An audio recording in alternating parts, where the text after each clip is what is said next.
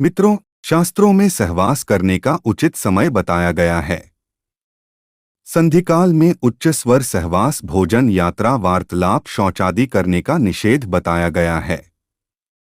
24 घंटे में 8 प्रहर होते हैं। जब प्रहर बदलता है उसे संधि काल कहते हैं। प्रात और शाम की संधि महत्वपूर्ण होती है।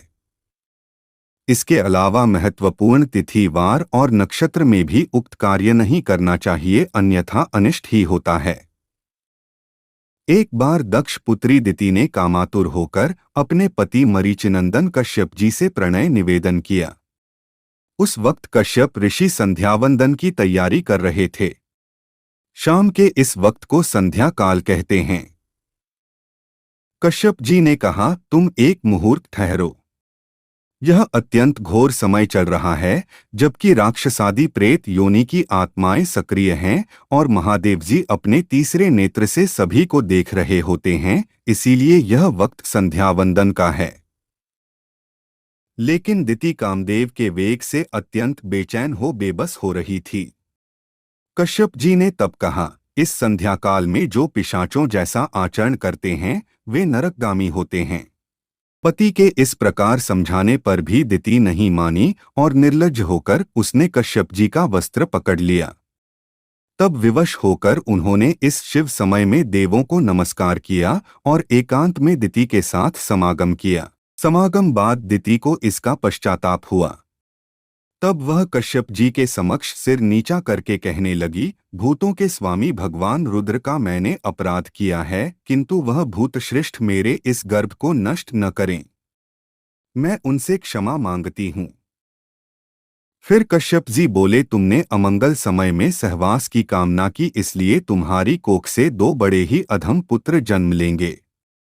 तब उनका वध करने के लिए स्वयं जगदीश्वर को अवतार लेना होगा।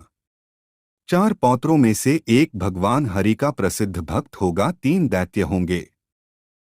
दिति को आशंका थी कि उसके पुत्र देवताओं के कष्ट का कारण बनेंगे, अतः उसने 100 वर्ष तक अपने शिशुओं को उदर में ही रखा।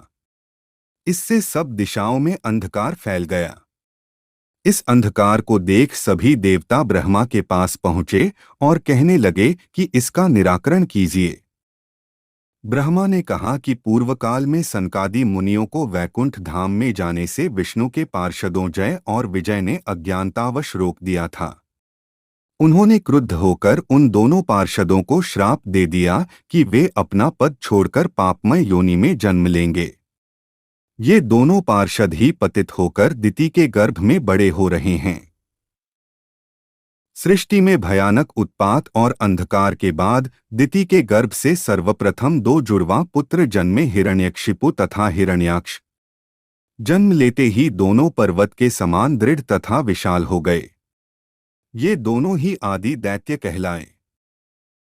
बाद में सिंहिका नामक एक पुत्री का जन्म हुआ।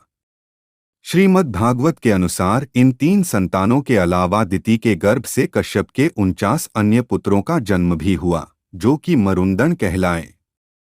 कश्यप के ये पुत्र निःसंतान रहे, जबकि हिरण्यकश्यप के 4 पुत्र थे, अनुहल्लाद, हल्लाद, भक्त प्रहलाद और संहल्लाद। तो मित्रों, आज की हमारी प्रस्तुति कैसी लगी कमेंट में जय श्री राम जरूर लिखना।